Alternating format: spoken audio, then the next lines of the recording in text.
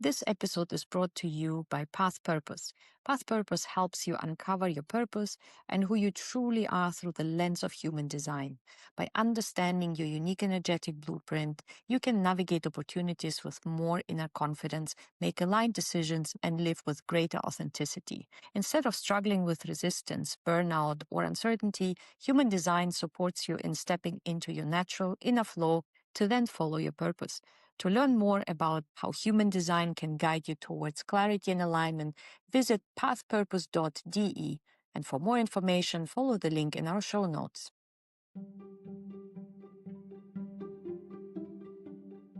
Hello and welcome to Young Blossom 25 Future Leaders Revealed. I'm Inga, and with me today is Vios, my co-host, as every time. We have with us Konstantinos Thomopoulos, who is joining us for a conversation about future of leadership to share his perspective on multi-generational workplaces. Konstantinos is a young author and career strategist from Patras in Greece, whose mission is to help university students and recent graduates become irresistible job candidates. At just 25 years old, Konstantinos turned his own journey from a struggling high school student to a valedictorian in business administration into a practical guide for anyone trying to land that first entry-level role. In his book, Get Your First Entry-Level Job, he breaks down how to build confidence, write an ATS-friendly resume, ace interviews, and stand out in a competitive market. So welcome to the show. We're very happy to have you. Welcome. Thank you, Inga. Thank you, Vios. It's a great honor to be here because the topics we will touch today are very, very important. And I'm really glad we will be having this conversation. So yeah, glad to be here. Great. So obviously you could see I read it. This is what ChatGPT had to say about you. We're always asking ChatGPT about our guests to give us a perspective of them. And obviously we're giving you the chance to add, build on it, or correct if something was not correctly stated by ChatGPT. Yeah, I believe ChatGPT has done a good work, but it's not very up to date to my recent endeavors. Recently, I started ghostwriting also on LinkedIn for entrepreneurs and C-level executives. Apart from all this, I also have a corporate career, which is not mentioned. And currently, I'm based in Munich and living the German dream. So exciting. What is a German dream? Well, because I live in Munich, it's Oktoberfest beer and sausages. So I believe that's a very important part of the German culture. All right. So before we dive in, just a reminder to our listeners, in this podcast, we are here to have conversation with future leaders to gain firsthand understanding from them about their approach to work, life, learning, progress, and equally, we will welcome also current leaders on the show to share the insights with them and provoke our working environment and learning institution need to adapt to set younger generation up for success. Great. Konstantina, again, very warm welcome. We are super excited to have you on the show. Always start asking, what is your take on generational gaps? Is it something that exists? Is it something that you see in your own workplace? What is it that you note from your interactions, within your workplace? Yeah, so to put it very simply, I believe the previous generation, so the generation of my parents that are now around 55, 60 years old, they lived to work, but my generation works to live. And this is a fundamental difference. Younger generations approach work as a means to having a nice life afterwards. And it's not the ultimate purpose, to work hard and make money, but not spend it and keep it in the bank account. So, yeah. May I ask which generation you're sitting in, or which one you identify with? Well, I think maybe you can correct me. I identify as Gen Z, right? Or Yeah. Gen Y. Maybe I was born in 1999. So, Crazy. yeah, the previous generation, the generation of my parents was not the boomers one, but the next one. What was it? Yeah, they're X. X, Generation X. So yeah, I'm comparing Generation X with Generation Z. And I believe there is a gap. I can see it in the workplace. And also there are different values that attract each generation in the workplace. So, for example, Generation X was attracted by let's make an impact, let's achieve goals, and let's become successful as a company. Although Generation Z is more focused on well-being and how we can be happy in the workplace. So yeah, I believe there has been a shift. The more generic company, let's say, vision to the more personal vision of every individual. How do you particularly view Gen Z from your own, own perspective? Is it a generation that you consider special for any reason? Well, I believe that every generation considers their generation special, but I would say that we're fundamentally different because we live in an era with social media. Information is very accessible, which didn't exist before. And because we have all this information and we can see, for example, people working as digital nomads or people working remotely, we know that something else exists as well. And that's why people are more inclined to focus on themselves and develop themselves. Yeah.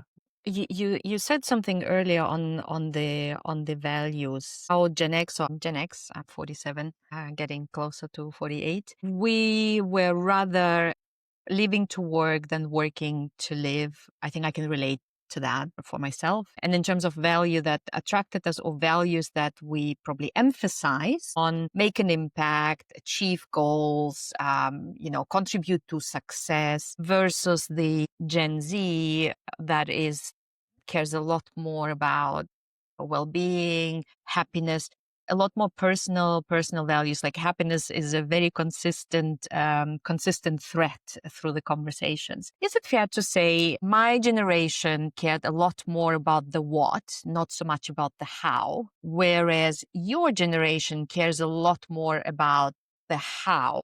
And the what kind of comes along the way, because you also care. You said you have also a corporate career, so you work in a big company that also tries to grow, contribute, develop, evolve. So it's not like you are completely not interested in that, but your priority will vary, and you emphasize on how more than on the what. It kind of comes along the way. Is that fair rephrasing?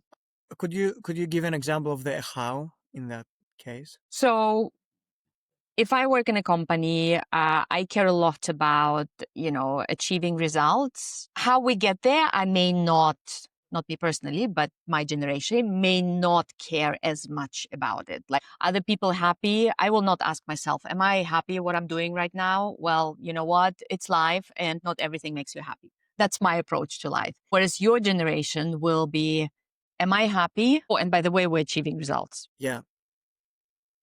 The what Well, and the how. yeah, that's true. And personally, I've had the privilege to work so far in 3 companies, and all of them really focused on the well-being. And I've been privileged enough to have very empathetic managers and very empathetic leadership. And it is something that I really value because on the other side, I'm a career coach and I've seen so many cases and I've discussed with people who come to me for help because they work in toxic environments and their well-being is not treated in a fair way, or it's not given the importance it deserves. So yeah, I can say that the how is very important for Gen Z. Now, you said you are 26, right? Yeah. You're 26. You worked already in 3 companies. Yes. Talk to us a little bit about that, because I think that is also something that is very, very generation specific to Gen Z. Talk to us Yeah. how you changed and why you changed. Yeah. Interview question. Nice. I have to be diplomatic. I could do this one as well. No, actually, I started my career in Cyprus. I worked there for 2.5 years and I worked for 2 companies. One was Wolt, the food delivery company.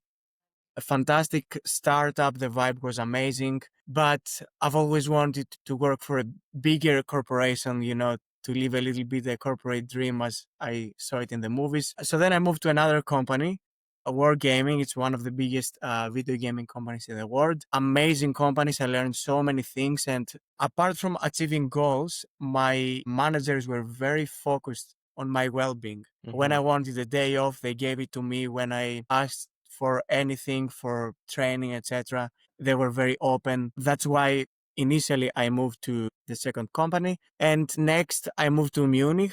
And now I work for a company called Zuplas. It's the biggest online pet retailer in Europe. The reason was that I've always wanted to live abroad. And, some people might consider Cyprus being a foreign country, which is a foreign country, but I wanted to move to Central Europe. So that's why I made these moves. Was there a specific reason for you to move outside of Greece/Cyprus and be, I don't know, Germany, Netherlands, Belgium?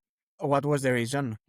Well, to be completely open about it, I really didn't like the Greek mentality while growing up. I believe we're a bit conservative society and we're not very ambitious. We don't set big goals and we don't want to achieve big things. We just want to have stability and safety. And this is something I really didn't like. So since I was actually 15 years old, even before entering university, I had decided that I wanted to move abroad. I wanted to be in an international environment. And this is something we lack in Greece. I would say 99% of jobs are in Greek, so we don't have expats. So yeah, that was the main reason. Here, I'm the 1% exception here in Greece. Yeah.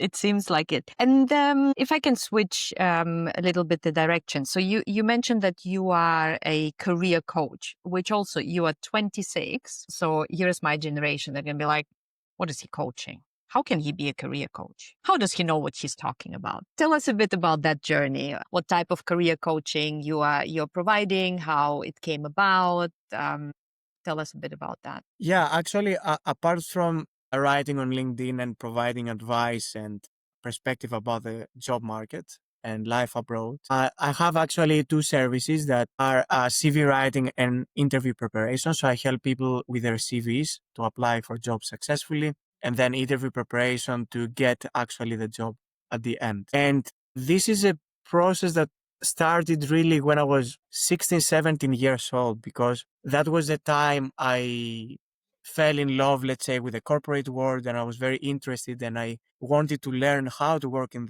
all these big corporations. So then questions came to my mind like, okay, how can I apply for a job? What does it take to get the job? And then I discovered, I need to have a nice CV and I need to be able to sell myself in interviews. So this is where it all started. I started learning. And I can tell you that even before entering university, I had participated in entrepreneurship competitions and career fairs. So I was very focused on that. And while at university, I did so many things, like I worked in incubators as a volunteer. I also did CV writing back then, but not as organized as now. So yeah, it's a long process and it's been many years. It's not that I finished university and I decided, okay, now I will become a career coach. So it's been, I would say, 9, 10 years since I started learning about all this stuff.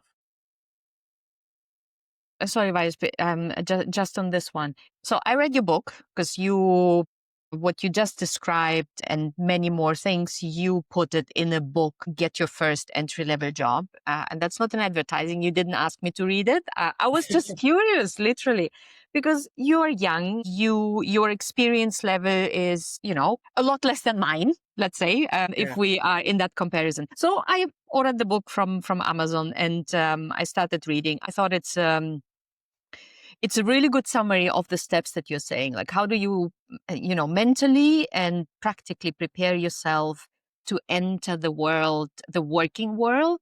Probably more corporate, but I think it also applies to, startups or ventures but working in a company for somebody more than to become an entrepreneur, right? And I actually, after I read the chapter on the CV part, I went back to my CV and I made some corrections. Let me actually review my own CV for that. Is whatever you put in the CV, is it relevant? Like, does anybody care?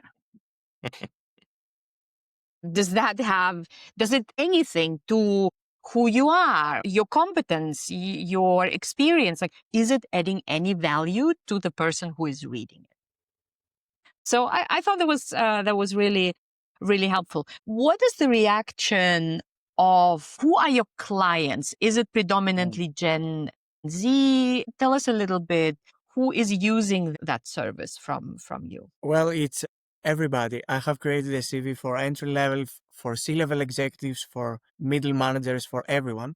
And that's because nobody teaches you how to write a CV. I mean, at university, nobody tells you how to do it. And then you rely on Google, a little bit of resources here and there. So you try to make it as fast as possible to send it. So it's everyone, my audience and my customers. And I can see that it's the most popular service, of course, from the ones I provide. And people really need this because the CV is the first impression of you as a person. So imagine going to a very famous club, right? And you're dressed very nicely, you have a great perfume. You're gonna get in 90% of the times. But if you go maybe with lousy jeans or I don't know, a funky t-shirt, you will not get in. So it's the same with a CV. If it is a very nice, neat CV with quantifiable achievements, with nice bullet points, you will probably get into the interview. It's good to hear because I can't even remember how many years it's been since the last time I visited a club or, this kind of a setting. I wanted just to build a little bit upon this. Konstantinos, is there anything of particular interest for Gen Zers when they come to you asking for CV services? Because I remember myself, I'm not embarrassed to say, although I'm a professional recruiter for the last 15 years now, my first CV, I built it up by buying services from a UK company. So I wanted to apply for a role. I didn't have time back then doing different things. So I said like, okay, I have 50 euros in my pocket. I would just find a service, a company that provides a service. I bought it. It was very easy. I had it in 2 days in my email and I was able to send it around. So back then for me, it was just get something ready, produce something that I will use to apply. Now, what is it all about? Is there anything that is more interesting for Gen Zers that they would like to showcase in the CV? Well, I believe the struggles remain the same. So I wouldn't say they don't have time because I believe we have time. But when you actually go to write a CV and you have no idea how to do it, you get overwhelmed because you don't know where to start and what to write and where to position a section. So you get frustrated and you start the negative talk in your mind. Oh, I'm going to fail. I'm not going to get a job. So that leads you to make a research and decide whether you outsource it to someone like me, who's a professional, or to ChatGPT. But even with ChatGPT, I can tell you, in order to get good results, you need to give a great input. And if you don't know how to make a nice CV, you will not give a nice input, you will not get a good output. So, there are people who make their CVs with ChatGPT and then they ask me, what do you think? So people need confidence that they're doing the right things, and that's why they come to me for help. What does Gen Z, in terms of skills, predominantly soft skills, is missing when they enter workplace? If you think about yourself or whoever is, like when you entered workplace, what was the most difficult for you? Kind of to land, to adapt, to, or was mind-blowing discovery? I would say the structure of working in a company, for example, how to handle meetings, how to communicate in meetings, very basic things, how to ask your manager for approval in something, how to communicate with vendors. So nobody teaches you because in my work, I communicate a lot with vendors, with the biggest payment service providers in the world. And, you get into a call and you do a short introduction of yourself. But if nobody told you to do a short introduction, then you just miss it. And people maybe on the other side get a little bit frustrated so simple things like that, day-to-day corporate, let's say, structural things. Yeah. And how well do you feel workplaces are preparing Gen Z for leadership roles? Well, there are companies that offer leadership training, but many companies don't. So people in a company, let's say the leadership expects the next people that will be promoted or hired for a senior role to be ready, but they don't know how they became ready, or they don't know how to make them ready to undertake senior roles. So yeah, it's a very interesting topic, how companies and organizations manage to develop leadership skills to their employees. In the companies that I have worked so far, there were courses, there were online platforms like LinkedIn Learning. You can watch some courses, and I believe this is very helpful. But I believe in general there is a gap in that sense. Yeah, because this is also something that we hear very consistently from the first leadership experience of Gen Z, that I've been doing a really good job, so I got promoted, and now I'm leading a team, but I don't know what that means. Like I don't know what to do, and I don't have time to do it because I'm still doing my job, and now all of a sudden I have all these needy individuals that I need to take care of, and they all want something from me, and I actually don't know how to even approach it. And again, some companies are doing some prep work, and I think there is a bit of there's always a difference between the theory and the practice. You can even have done a training, but you don't know what you don't know. And then you are dealing with people, and obviously individuals may not react in the same way as you've been, role playing it in a leadership training. Or how do you see progress in, because you're working in a more corporate environment, how do you see progress or the approach of those companies to progress, especially of young people? Is it fast paced? Is it too slow? Is it just right? They figured it all out. What's your opinion? It depends on the company. Actually, there are few companies I've seen that they really invest in young people and Gen Z, and they only hire Gen Z. And their goal is to promote young people to take senior roles, and they try to develop them. On the other hand, there are more, let's say, conservative companies. They're looking for experienced people, like a very, very experienced C-level executive or senior manager. So I would say it depends, but honestly, I feel that there is not much progress globally in promoting young talent to senior roles. I feel there is a bit of skepticism, and I've heard many complaints actually for my generation, the Gen Z. So yeah, What I type of believe that complaints? What type of complaints? that we don't work really hard, that we want to chill, that we get bored easily, that we're not very good at communicating. So yeah, these are the hottest ones. How much of truth is there? Uh, Well, because what I, you say I is true. Yeah, this is something it's all around. Let's put it that way. well, I don't believe that Gen Z is lazy. I believe that we are just different. We approach the workplace differently. And what the Gen X considers hard work is very different from what Gen Z considers hard work. So yeah, So do you have a point of view on that hard work? What do you consider hard work as Gen Z? Just to make a bit more clear.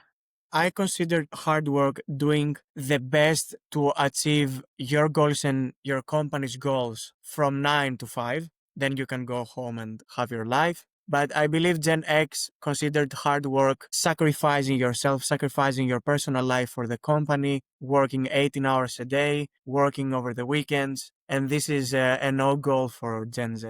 And do you think there is a better outcome in any of those? Because at the end, what matters is not how many hours you work and whether you kill yourself with work. It's how productive and effective and efficient you work.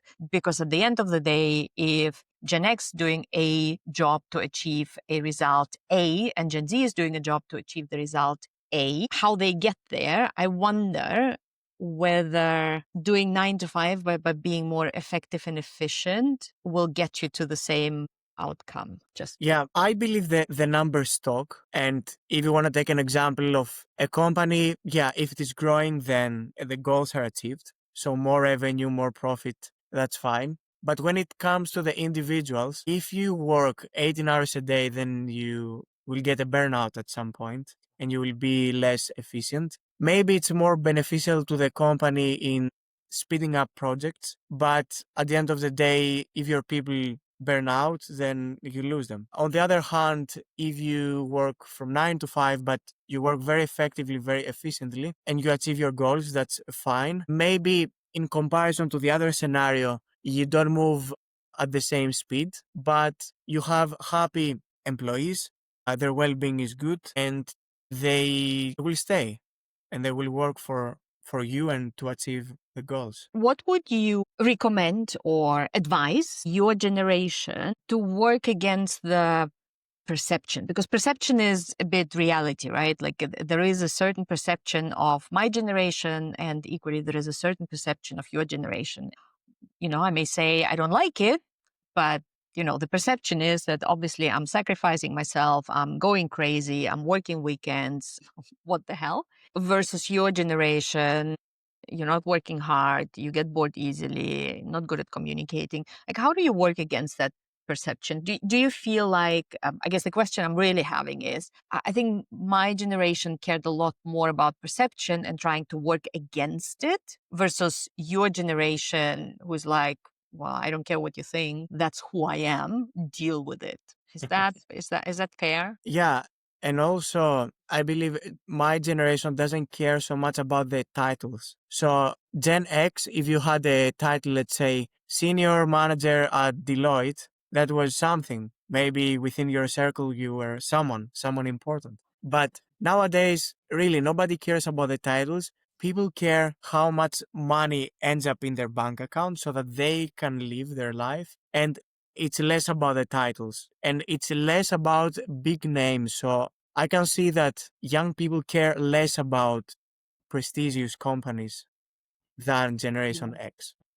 And I think this is extremely evident with you because reading always through your LinkedIn posts, you always mention your need to put money into your interests, like traveling across Europe, in other countries, etc., and how important it is to do it now that you're still young, that you're fresh, that you don't have commitments or whatever, rather than do it at my age. No question really, but more like a note on the fact that this is very, very important for Gen Zers. Yeah, it's extremely important. And, some people might say, actually, my mother used to say always to me, don't be in a hurry. You're always in a hurry to do things, to achieve things, etc. But I don't believe I'm in a hurry. I'm just on time for myself and I'm moving at the speed I want to live my dream life. If I believe that I want to travel the world in my 20s, then this is what I should go for. And not wait until I'm 70 when I get my pension to go and do a cruise in Norway, you know? I think there is a lot of depth in what you were just describing, which again is very the previous generation, the boomers even more than the Xers, where you were working and you were kind of working towards your pension, and then you're like, okay, and then I will have time. I retire, I will have time, I will have the money. And then I will travel, I will do this, I will do that. And I see that with my parents, and my father got utterly sick, and he's immobile in many ways. Like he cannot travel long distances. Like he's okay, but he has some physical conditions that evolved over time. So he retired, and he can enjoy his garden in beautiful Germany, which is very sad to see. And that's why I'm like, reminder to myself, how did you put it? Live to work. Let's not live to work.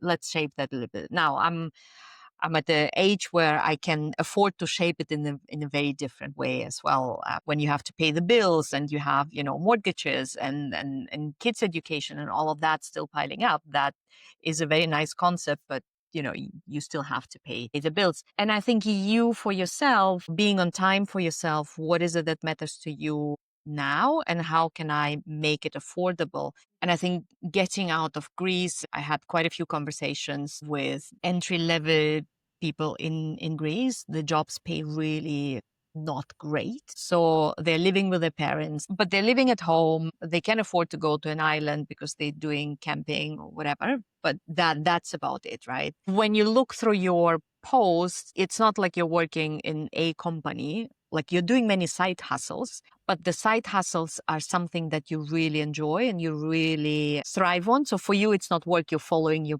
passion. You're following what you like. And because it makes you happy, not only you're making money by being very happily taking money from people for, making their CV, preparing them for an interview, writing a book, you can afford that. And equally, the companies, I see companies over emphasizing on experience. Experience is important, but if you overemphasize on experience, it's very hard to give young a chance because by default they don't have the experience. Like they need to build it, right? And you start to be sent around in different countries by a company at a relatively senior stage because all the programs that companies have to move people around globally are designed for very senior people. What it does is when you become senior, unavoidably your family, the movement becomes quite a project. Like you have to move kids around. You have to have a husband or a wife who is also working. Like you have to facilitate so many things. And I'm like, why are companies not having programs for younger people to move them around, to collect that critical experience in experiencing different culture, experiencing different functions, growing in a different way? What's your reaction to that? What do you think about that? Well, I would say companies don't really prioritize this because they don't consider it important. So moving a junior to a different country is nice, but it doesn't achieve a goal for them in their head. And they put more focus on the C-level executive because they consider them more important. And that's why this happens. But I believe we live in 2025. Mobility is very widespread, and companies should take initiatives to move people, to give them the opportunity to work from another office. And I know some companies that do this actually, regardless of your level. You can work 2 months, a year from a different location within the company. So that's very good. Yeah. Wise, you have a burning question before I move us on? Yeah, I guess the only last question I would like to put on the table here, Konstantinos, is okay. We talk a lot about what current companies do, what they don't do, what they need to change, where they need to adapt in order to help also Gen Zers and younger generations be more successful because these are coming to lead the way in some years from now. What is always missing from the discussion is, are there things that the current generation need to change radically? Because, at the end, it's not only one side that is of importance. It takes two to tango. It takes two worlds to get together and collaborate and work and make this happen. Well, I believe companies should always adapt to the evolving needs of the generations because it's such a big force that you cannot control, and you cannot ask Gen Z to radically change and adapt to the old status quo of big corporations. So, and at the end of the day, from let's say in 20 years from now, I will be 46, and my generation will be C-level executives and CEOs and stuff. So the companies will have been shaped in according to our needs. So I don't believe our generation has something to change or needs to change something, but the companies to adapt in that shift that has happened. Thank you. I think more so not to ignore it. I think the force to change, I'm not even sure that is happening. I think what's happening a lot more is ignoring it. Okay, them, which is a lot worse. And as a result, the companies who do that a lot more visibly, they are the ones who are suffering from, younger people are, leaving. We hire them and in a year they leave because that's how they are. Well, it's probably not how they are. It's because of how you are as a company. So by ignoring it and not making an effort, I think that is even worse than making an effort and trying to shape it. I do believe Gen Z needs to come closer to the generation to make the transition. But I think it requires both sides to work together to make that transition better than forceful. Because whenever something is forceful, the outcome is probably not as not as good. Right. That was very, very insightful. Very good conversation, very good perspective. And I have one last thing, and that's our lightning round, where I'm going to ask a fast-paced question. You just don't think too much about it. Whatever pops in your head first, just drop it. Ready? Yes. Your favorite chat channel? Chat channel, LinkedIn. Is that a chat channel? No, that's a social media channel. That would have been the next question. So social media is LinkedIn. Chat is WhatsApp, Signal, Viber. Okay. WhatsApp. Where do you get your music from? Spotify. Your podcasts? Spotify. Physical books or audiobooks? Physical books. What is the one skill you recommend Gen Z to learn? Communication, written and verbal. What is the one skill you recommend Gen X to learn? Empathy. A famous person you would like to meet? Okay, that's a difficult one. Maybe Nikos Drandakis, the founder of Bit. Okay. Okay. So, Nikos, if you are listening, Konstantinos would like to meet you. We will try to tag him. In case somebody else knows Nikos, please make the connection. Right. Thank you. Great. Thank you both, Inga and Virus. It's been a fantastic conversation. I really enjoyed it. Thank you. And Thank you. Thank you so much. It was lovely having you with us today and all the amazing things that you shared. I guess it's time to say goodbye. Before that, just a small note. You can find Young Blossom 25 from wherever you get your podcast from, including YouTube. So just hit the subscribe button and until next time, see you. See you guys.